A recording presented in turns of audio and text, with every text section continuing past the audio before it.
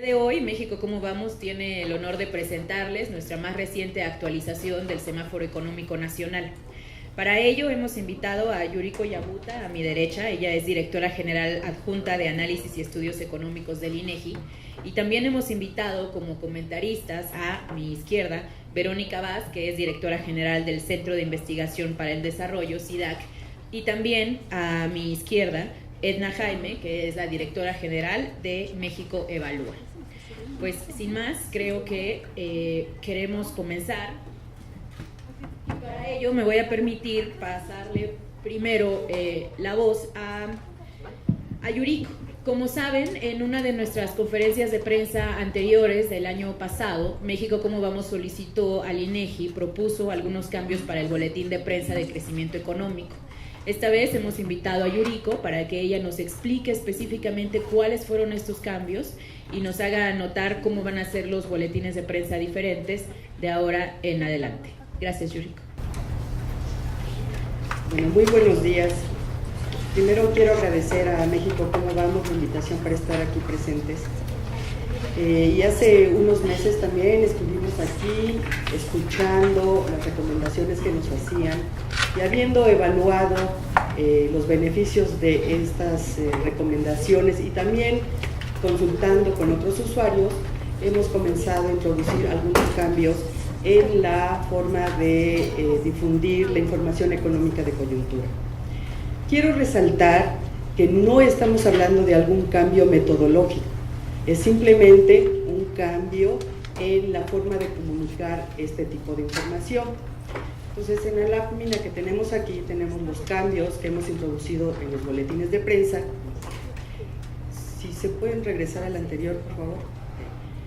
En los boletines se avisa ya a los usuarios que pueden disponer de las especificaciones de los modelos que se utilizan para realizar el ajuste estacional de los indicadores. Esto lo pueden hacer a través del Banco de Información Económica del INEGI. Es decir, si un usuario o alguna persona está interesada en replicar los resultados desestacionalizados que se reportan en el boletín, lo puede hacer con estas especificaciones y utilizando el paquete estadístico X12 ARIMA. Un segundo cambio es que las variaciones de las cifras desestacionalizadas ahora se van a presentar con un solo decimal en lugar de dos, y con eso también facilitando la lectura de los boletines. Y tercero, y uno de los más importantes, es que se hace un énfasis en las cifras desestacionalizadas. Si vemos en la siguiente lámina, por favor, allí tenemos un comparativo de los boletines de prensa con los que se dieron a conocer los resultados del Producto Interno Bruto trimestral para el 2013 y el 2014. Gracias. Como se puede observar, continuamos reportando la tasa trimestral de la serie ajustada estacionalmente. Nada más que ahora la diferencia es que mientras que antes se presentaban en el boletín la tasa anual y promedio anual de las series originales, ahora esa información pasa a formar parte, estar al final de la nota técnica que acompaña a los boletines. Y esto es así porque también consideramos que aún es importante para los usuarios que así lo requieran el que cuenten con la información de las series originales. Ahora bien, ¿a qué nos referimos con esto? O sea, lo que pretendemos es que los usuarios cuenten con todos los elementos para realizar una mejor interpretación de las cifras relacionadas con el comportamiento de la economía mexicana. ¿Y a qué me refiero? La gran mayoría de las series económicas, además de reflejar su comportamiento económico, también reflejan ciertos efectos que no son económicos, como son el de la estacionalidad y los factores de calendario. ¿Qué quiere decir esto? Al interior de cada año tenemos eventos que se repiten cada año, como las vacaciones de verano, las fiestas decembrinas, las cuestas de enero, los tiempos de frío, los tiempos de calor, que no son económicos, pero sí tienen un efecto en las series económicas o en las variables. Entonces, normalmente los meses de enero la actividad es más baja que en los meses de diciembre. Entonces hay que considerar ese tipo de efectos cuando queremos analizar la información. Otro de los efectos son los de calendario. El primero es de la frecuencia de los días de la semana. ¿Qué quiere decir esto?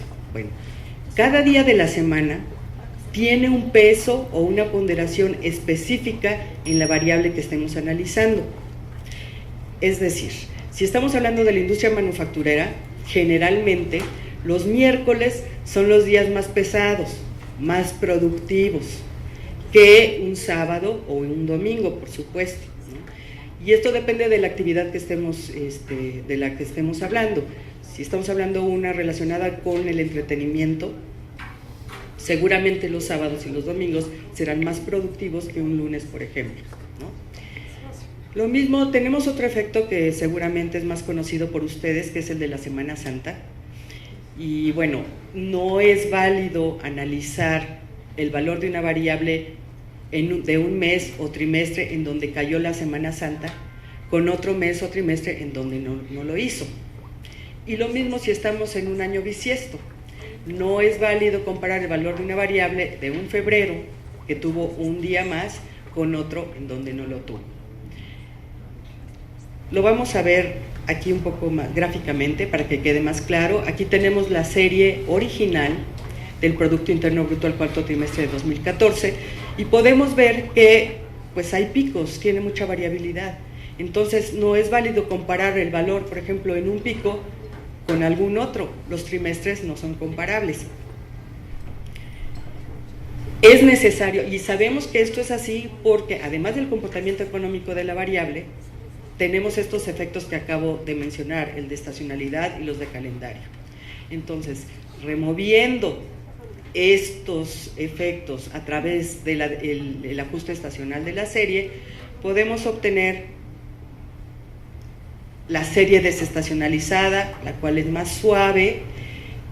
Ya tenemos los trimestres comparables, ya los hicimos comparables, y como ustedes pueden ver, realmente es más sencillo determinar si la variable en cuestión está mejorando o no lo está haciendo. Bueno, pues quiero finalizar mi intervención comentando que el INEGI es una institución transparente que se ha mantenido abierta al diálogo con sus usuarios, ya sean gobierno, empresarios, sociedad civil o académicos. En este sentido, escucha y evalúa con objetividad, y si considera que las propuestas recibidas son de beneficio y mejoran realmente el servicio público de información, como lo es el caso de las propuestas hechas por México Cómo Vamos, pues simplemente las incorpora en sus procesos de producción y de difusión. Muchas gracias. Muchas gracias, Yuriko. Bueno, pues ahora quiero comenzar a presentarles. Sí, gracias. Lo que México Cómo Vamos trae para ustedes el día de hoy. Hemos titulado a nuestra presentación Crecimiento Mediocre, y quiero hacer un énfasis en la razón por la cual hemos llamado a este crecimiento de 2014 un crecimiento precisamente mediocre. Lo que vemos aquí es el semáforo económico de México Cómo Vamos en su comparación anual. Lo que tenemos es un crecimiento económico, el último dato que nos dio INEGI la semana pasada, de 2.1% en 2014, lo cual es superior al 1.7% del 2013, pero todavía muy bajo. La meta establecida por México Cómo Vamos es que se crezca al 6% anual, mínimo 5%. Quien nos diga que no se puede crecer a esas tasas en este país, claramente no conoce la distribución regional del crecimiento. En México existen 5 economías que están creciendo por arriba del 6%, incluyendo Aguascalientes, que crece al 11%. Hay 2 más que crecen por arriba del 5% y hay 7 más que crecen por arriba del 4%. Esto quiere decir que 14 economías de 32 están creciendo por arriba del 4%, lo cual es una tasa muchísimo más elevada que la que observamos a nivel nacional. En materia de empleo formal vimos un incremento. Sin embargo, el semáforo continúa en rojo porque no se logró llegar a la meta de crear 1.2 millones de empleos formales al año.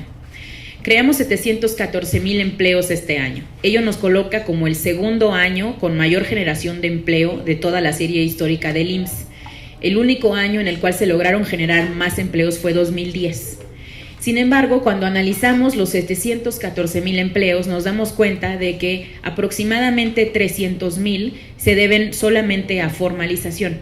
Ello quiere decir que el número real de empleos generados en esta economía fue de cerca de 400,000 empleos. Lo que sucedió fue un efecto de la reforma laboral en la cual empezamos a ver incentivos a la formalización del empleo. Nuevamente repito, solamente el 60% de los empleos formales son empleos nuevos, de acuerdo a los estimados. El resto son simplemente empleos que se formalizaron. En materia de inflación, vimos un crecimiento de la inflación, de una inflación que había sido de 3.8 a una inflación de 4.02. Esto coloca el semáforo en amarillo porque está por arriba del 4%, que es el límite superior impuesto por el Banco Central. Nosotros esperamos que en 2015 la inflación se encuentre más controlada. Ello se debe principalmente a la extracción al precio cero que se tiene ahora en las llamadas de larga distancia. Sin embargo, queremos hacer notar que es importante comenzar a pensar si queremos o no continuar integrando el precio de las llamadas de larga distancia en el cálculo de la inflación. Ello porque si es un bien con precio cero, pues podemos inferir, o algunos académicos de México como vamos han argumentado, que ya no es un bien y como tal debe ser extraído de la canasta inflacionaria. En materia de inflación, consideramos que quedamos básicamente en el mismo rango, 21% del Producto Interno Bruto, en amarillo porque está debajo de la meta del 24%.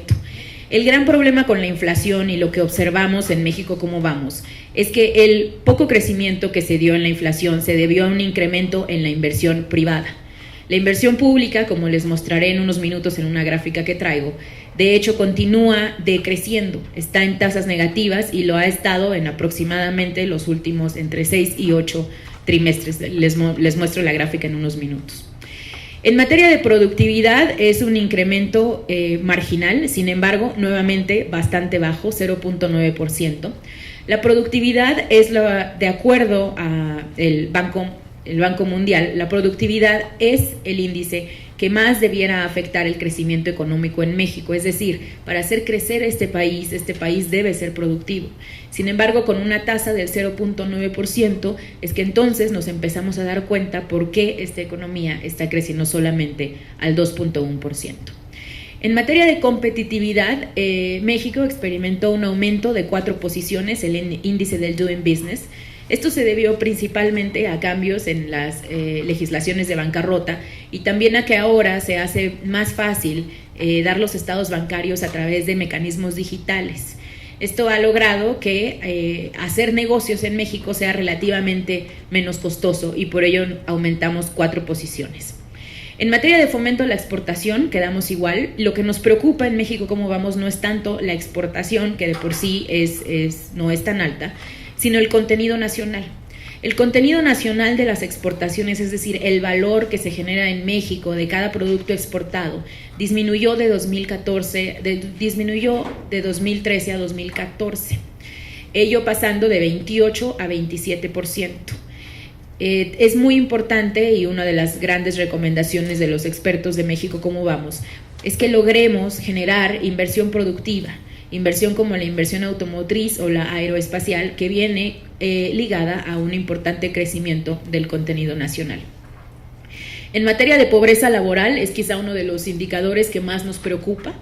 La pobreza laboral se ha incrementado, que se define como el porcentaje de la población que no puede acceder a la canasta básica, se ha incrementado sistemáticamente en cada uno de los trimestres del sexenio.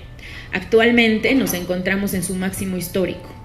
Ello posiciona al país como un lugar en el cual el 43% de los individuos no puede alimentarse con su salario, sino que tiene que recurrir a otras fuentes. Es importante mencionar que otras fuentes de ingreso, como la remesa o como las transferencias de otro tipo, inclusive transferencias públicas, son las que logran hacer que se complemente la canasta y por tanto no vemos estas tasas tan altas, digamos, de hambre como se esperaría si la gente solamente dependiera de su ingreso salarial. En materia de Estado de Derecho, tenemos un incremento bastante importante en el indicador y finalmente acceso y capital y deuda pública, ambos también avanzando. Creo que entre las variables que más vale la pena destacar es precisamente el aumento que se ha tenido en materia de Estado de Derecho. Al respecto, cuando vemos la tabla de qué empeoró y qué mejoró, notamos que al menos 6 variables del semáforo económico empeoraron, otras 4 quedaron en el mismo nivel y otras 3 quedaron sin cambios significativos. El semáforo económico en 2014 se quedó sin verdes. En 2013 la inflación era un indicador en verde, hoy en día carecemos de verdes. El crecimiento económico y la razón por la cual no se pudo alcanzar la meta es muy sencilla y es lo que les mencionaba. Para crecer se necesitan 2 cosas. Se necesita implementar de manera efectiva y eficaz las reformas estructurales, pero también se requiere un ataque frontal contra la corrupción y la impunidad, porque es esta falta de Estado de Derecho la que ha generado que durante el 2013 y el 2014 tengamos un crecimiento que podemos calificar como mediocre. Y si no logramos corregir estas 2 fallas, simplemente no vamos a poder seguir creciendo. Cuando vemos el ranking de cómo ha avanzado México en materia de implementación del Estado de Derecho, vemos que, a diferencia de otros países que han tenido incrementos sustantivos y sistemáticos en su Estado de Derecho, como lo es Colombia, México ha enfrentado caídas y no ha podido reponerse a niveles que observamos al inicio de la serie.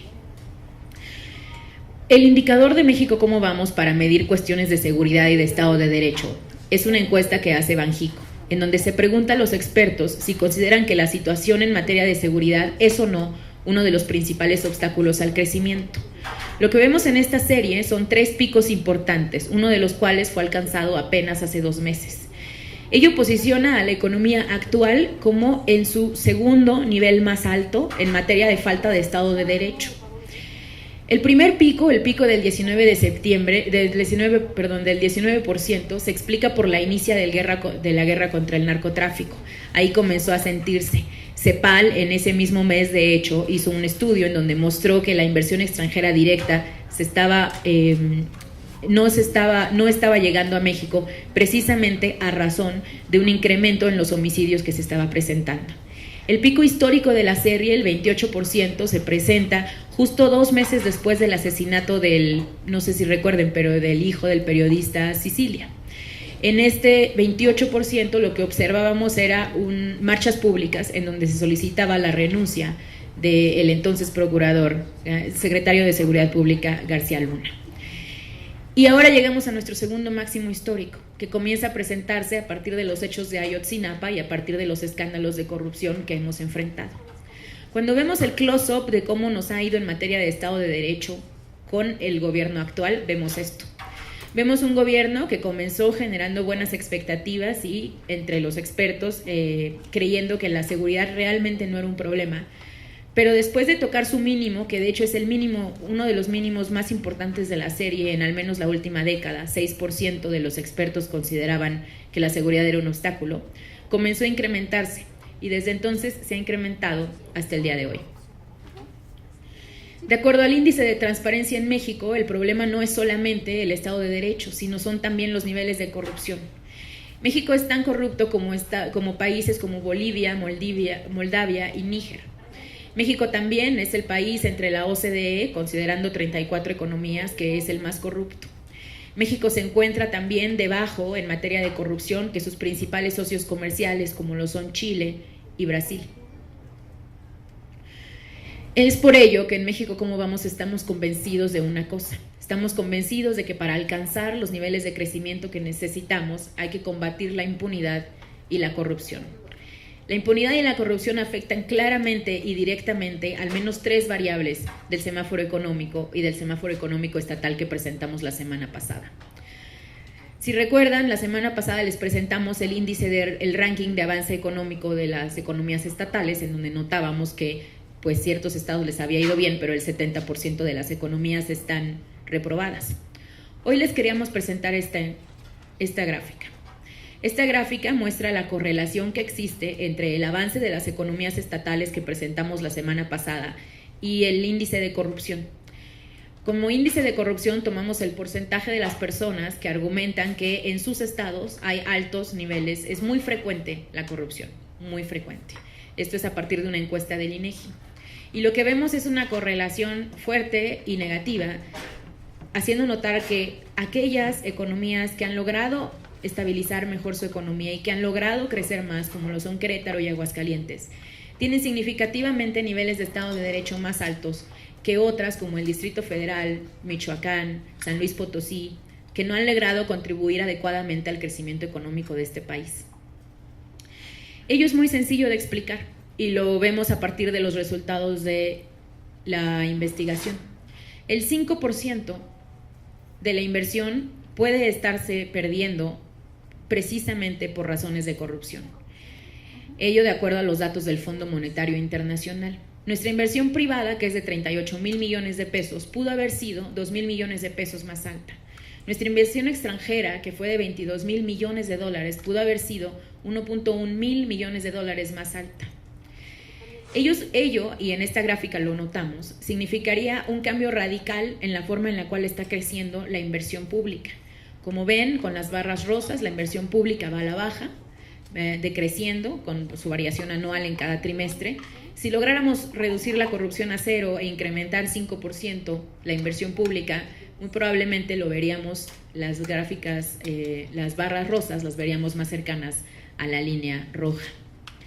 La corrupción y la falta de Estado de Derecho también ocasiona pérdidas en productividad que se estiman son del 2%. En esta gráfica les mostramos cuánto ha crecido la productividad en los últimos trimestres y nuevamente lo que notamos es un crecimiento que está sistemáticamente bajo. Esto pudiera ser un cambio importante que se presentara si realmente se lograra luchar contra la corrupción.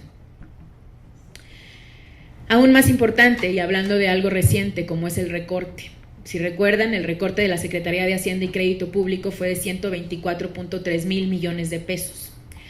Asumiendo que el nivel de corrupción representa el 15% de la inversión pública, que es lo que se estima que ocasionalmente se gasta en moches, en el 2015 pudiera haberse incrementado la inversión en hasta 84,000 millones de pesos. Esto hubiera significado que el recorte tendría que ser solamente el 30% de lo que fue, si se lograra luchar directamente contra la corrupción. No hay mejor recorte presupuestal que un recorte a la corrupción. Es por ello que proponemos al menos 4 medidas que son necesarias para mejorar el ambiente de inversión y luchar directamente contra la corrupción. En primera, es necesario aprobar en el Pleno el Sistema Nacional Anticorrupción y dar cobijo a todas sus leyes secundarias. Si bien es cierto que se discute si hoy se aprobará en el Pleno, lo importante y lo que México Cómo Vamos le va a dar seguimiento es a que en efecto se apruebe en todas las cámaras, a que se apruebe también en cada uno de los estados y a que se apruebe la legislación secundaria adecuada. Se necesita otorgar certeza jurídica sobre la tenencia de la tierra, reducir la impunidad y también reducir el crimen. Me permito ahora pasar la palabra a Verónica Vaz, directora general del SIDAC, quien dará algunos comentarios sobre precisamente el nivel que ha alcanzado el semáforo económico en este último año. Muchas gracias. Muy buenos días a todos. Muchas gracias, Liliana, y felicidades por este esfuerzo. Pues me gustaría empezar por hablar sobre cómo afecta la falta de un Estado de Derecho a la inversión. ¿Es la que sigue? Entonces, uno de los puntos que me parece más importante mencionar es el cómo México ha dejado de ser atractivo para la atracción de la inversión. ¿A qué me refiero con esto? Hoy en día existe una cantidad enorme de inversión que está saliendo de China porque los costos en China están aumentando, los costos de la energía también, o sea, para transportar cualquier cosa que sea de allá para el mercado de Norteamérica, pues son costos muy altos. Entonces, cuando se entrevista a los ejecutivos, a los directivos de las empresas que están buscando reubicarse, y esos son los resultados que están aquí, México era el destino más atractivo para reubicar la inversión. Inversión que estaba buscando estar más cerca del mercado norteamericano. Entonces, cuando vemos que en 2011 el 70% de las personas que estaban buscando reubicar la inversión, México era la primera opción, pero en el 2014 este número baja a solamente el 30%. Entonces la pregunta es, ¿qué pasó? Cuando se pregunta cuáles son las variables que están llevando a los directivos a no ver a México como una opción tan atractiva, el Estado de Derecho es la variable que sale a relucir como la más importante. Estado de Derecho, donde esto va desde la inseguridad y los costos que esto implica, hasta trámites. Entonces, uno de los puntos más importantes aquí es ver qué es lo que está pasando. En un estudio de SIDAC donde entrevistamos a desarrolladores inmobiliarios y a empresas, casi el 40%, el 39% dijo que la seguridad pública era muy crítica para atraer la inversión. Y la gente dio a México una calificación de 4.2 sobre 7. Entonces, cuando empezamos a platicar con los parques industriales, vimos que un parque industrial dedica en promedio el 16% de sus costos operativos en seguridad.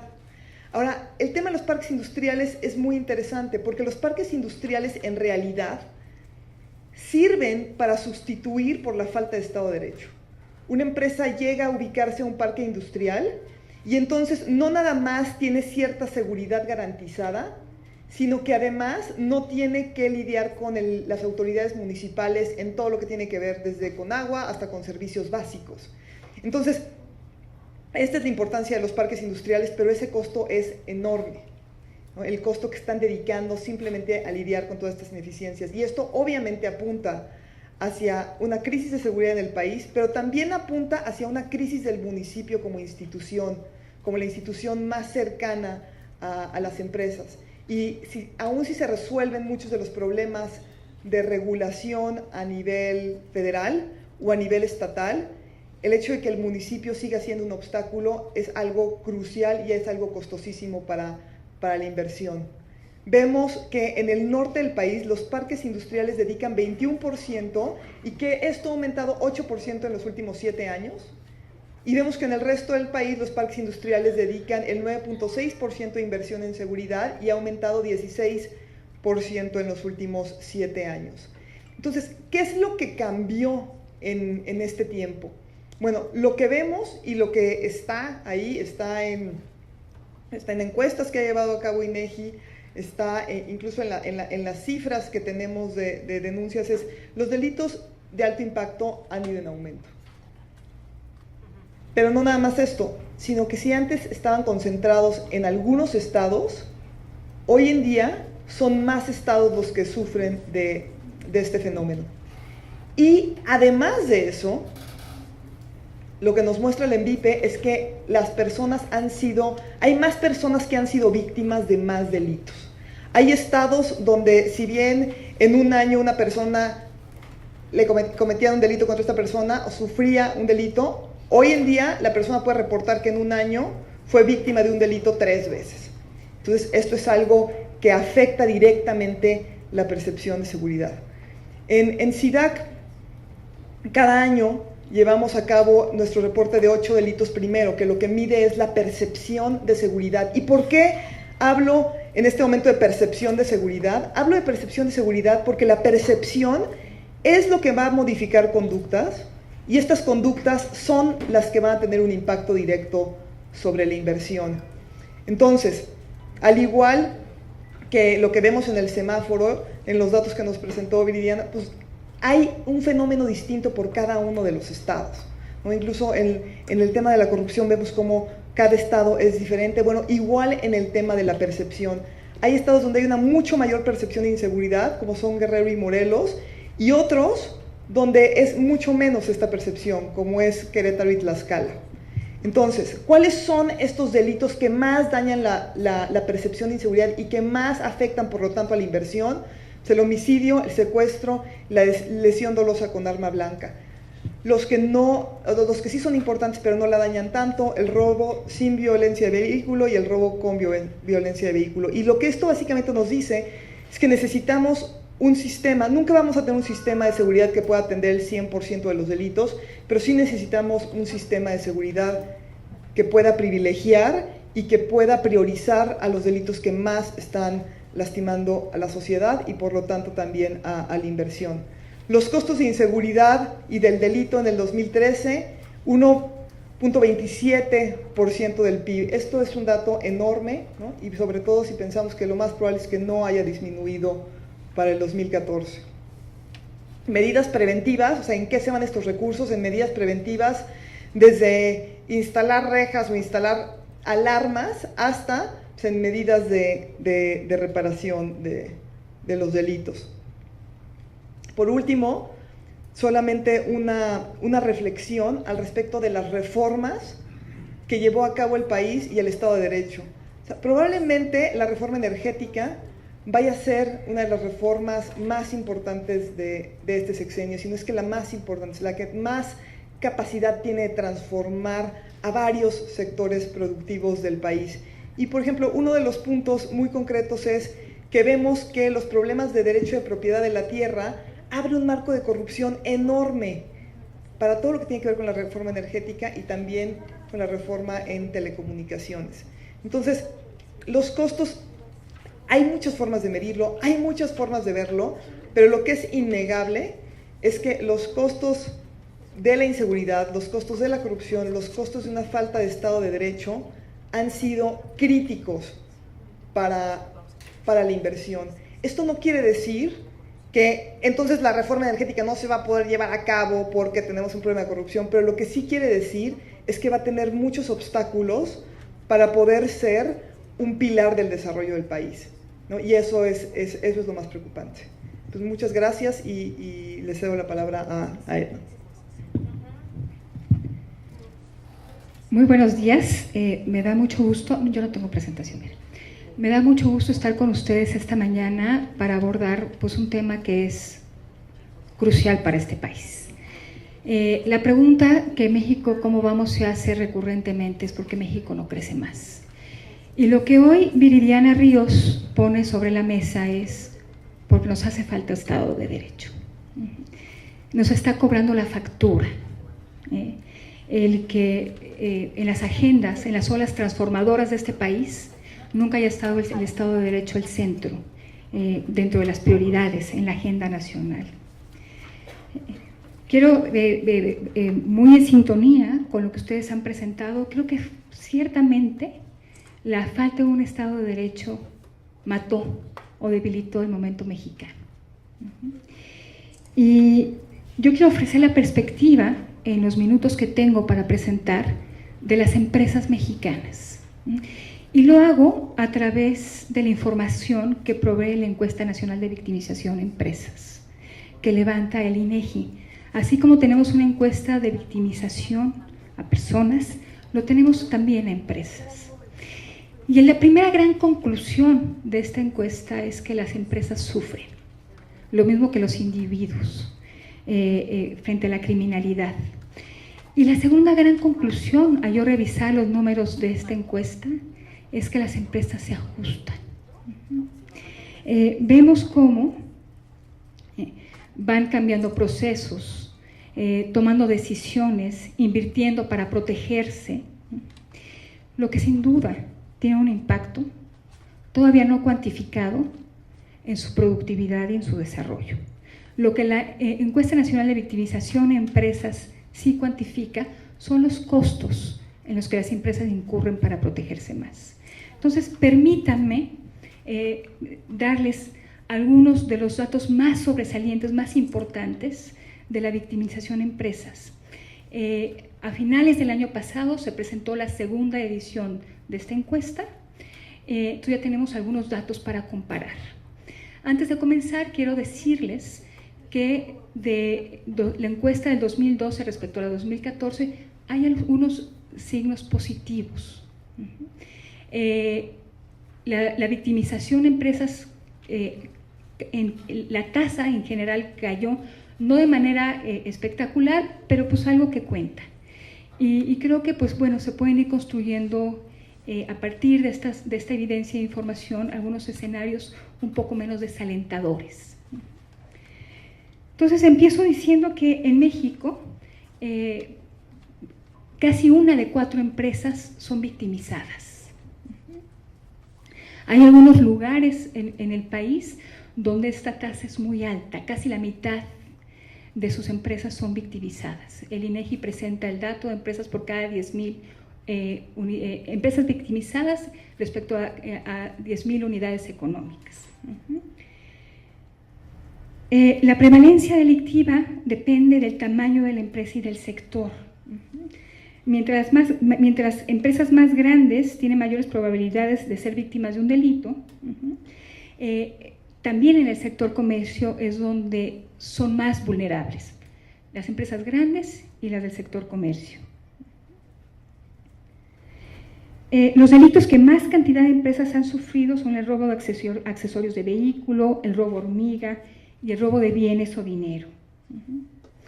Pero los delitos más frecuentes, y aquí este es un dato que llamó poderosamente mi atención, no solamente es la extorsión por parte de grupos criminales, sino la extorsión institucionalizada, la corrupción.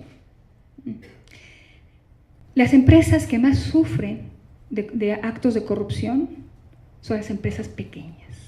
Entonces las empresas pequeñas no solamente tienen que lidiar con un entorno regulatorio complejo, sino también con la extorsión casi cotidiana de supervisores en materia de salubridad, supervisores en materia, en materia de uso de suelo, en fin. 24.7 de las empresas, una de cada 4 delitos contra las empresas es un acto de corrupción.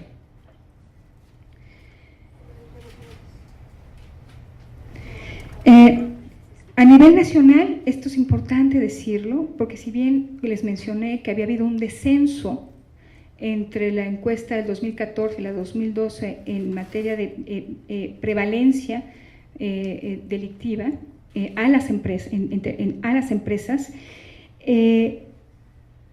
lo que sí notamos que sí hubo un incremento en armas, en el uso de armas. Entonces, menos empresas victimizadas, pero aquellas que lo fueron ocurrieron con el riesgo del uso de un arma de fuego. Percepción de inseguridad, hay muchos datos donde hay un paralelismo importante entre empresas e individuos o familias. El 76% de las empresas en México consideran que la entidad federativa donde se encuentra su unidad económica es insegura. La cifra negra, también las empresas, en las empresas hay una decisión de si denunciar o no. Y el 88% decide, el 88% decide no denunciar. Para el caso de individuos es de más del 90%. ¿Por qué las empresas no denuncian? La respuesta frecuente es porque no confían en la autoridad, porque no esperan nada de la autoridad. La denuncia implica la expectativa de algo. Y las empresas que no denuncian, justamente no denuncian porque no tienen expectativa de obtener algo a cambio. Es muy interesante cuando se pregunta sobre confianza en las autoridades. Y aquí también el paralelismo con la respuesta del ENVIPE es muy importante.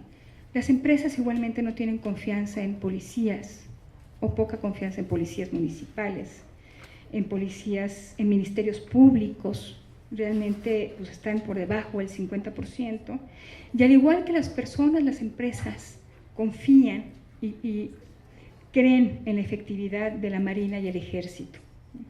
Respecto a corrupción, las empresas respondieron que consideran casi en un 80% que la Policía de Tránsito es corrupta, que la Policía Ministerial o Judicial casi en un 70% es corrupta, la Policía Municipal está en ese mismo rango, en fin, altos niveles de desconfianza que permanecen casi intactos entre las dos encuestas. La confianza es una variable fundamental de calidad de justicia y de calidad de servicio. Y si vemos que estos indicadores no se mueven, es que tampoco nuestros procesos de fortalecimiento institucional están avanzando como para revertir la desconfianza que las unidades económicas y que las personas tienen hacia ellos. La inseguridad tiene un efecto importante directo y es el costo. Las empresas se protegen. Yo les mencionaba, las empresas mexicanas sufren como nosotros. Las empresas se adaptan y se adaptan pues invirtiendo para protegerse. El costo estimado por unidad económica es de 56,000 pesos. Aquí estamos considerando una muestra representativa de empresas en este país, ¿no? Y el costo promedio es de 56,000 pesos. Se considera que es casi un punto por ciento del PIB lo que las empresas invierten en materia de seguridad y lo que pierden a consecuencia de los delitos. Un dato muy relevante, me parece de los más reveladores de lo que las empresas tienen que hacer para ajustarse a entornos inseguros, es los cambios en sus procesos. 1 de cada 3 manifestó, respondió que ha cambiado algún proceso y se refieren a que canceló planes de crecimiento de su unidad, dejó de comercializar ciertos productos, dejó de manejar efectivo en las instalaciones de su unidad, redujo los horarios, o la producción o comercialización de ciertos bienes. Pero he de decirles que a pesar de todo eso, y eso ya no es un dato de la encuesta nacional de victimización de empresas, sino de una encuesta de la American Chamber, que por supuesto es un universo distinto, pero revelador en el mismo sentido, es que a pesar de todo esto las empresas deciden instalarse en México. A la pregunta de si reconsiderarían planes de inversión, en el 2011 el 48% respondió que sí. En el 2013, el dato de la última encuesta de la American Chamber, respondieron 56%, que sí reconsiderarían sus planes de inversión. 36% no sabe, perdón, le estoy dando el dato equivocado, 56% no reconsiderarían sus planes de inversión y solamente el 7% sí. Otra pregunta muy relevante es si cambiarían su lugar de operación dentro de México. El 70% dijo que no para 2013. Se redujo de manera considerable porque en el 2011 el 87% contestó que sí lo haría, que cambiarían su lugar de operación dentro del país. A la pregunta si se irían a otro país, este es un dato del 2013, el 68% dijo que no. O sea, este país, a pesar de tener costos en materia regulatoria, a pesar de tener costos en materia de inseguridad y riesgos en materia de inseguridad, a pesar de que haya corrupción que los afecta casi de manera cotidiana, sigue siendo atractivo. Yo me pregunto si estas condiciones cambiaran, ¿cómo no también cambiaría el panorama de desarrollo de estas empresas y de atracción de la inversión? Creo yo que lo que más les cuesta trabajo, y creo que es evidencia pues, de las últimas semanas, es a a entornos cambiantes, a falta de certidumbre. Lo platicaba con Viridiana antes de iniciar el evento. La inseguridad es un factor que si le sumamos otros, pues entonces sí generan un panorama pues complicado para el desempeño de la actividad económica en este país.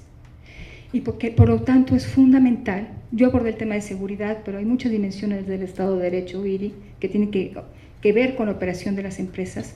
Por eso creo que es fundamental abordar la agenda del Estado de Derecho. No hacerlo implica, creo yo, seguir manteniendo indicadores de crecimiento económico mediocres, un crecimiento mediocre. Este equilibrio triste, como lo llama Santiago Levy, ¿no? Estamos en un equilibrio triste de crecimiento mediocre. Para revertirlo, pues necesitamos contribuir a generar ambientes de certidumbre, lo que por supuesto involucra la seguridad, pero también implica ambientes con certeza, con límites en el ejercicio del poder, que la autoridad no pueda cambiar las reglas del juego. Y creo que le llegó el momento a este país de impulsar una agenda de Estado de Derecho. Afortunadamente hay algunos temas que se avanzan en estos días y cuyo desenlace será crítico para, Viri, tener estas condiciones de mucho más certidumbre y de más seguridad para promover el crecimiento económico. Gracias. Muchas gracias, Edna. Pues sí, en efecto, creemos que el mensaje general que nos deja el semáforo económico de México como vamos en su cierre es uno, y es que si en efecto estamos creciendo, porque estamos creciendo un poco más de lo que crecíamos el año pasado, 2.1 comparado con 1.7, este crecimiento es mediocre, y lo es por muchas razones, pero una de las cuales, e importante, es la existencia de la corrupción y la falta de Estado de Derecho.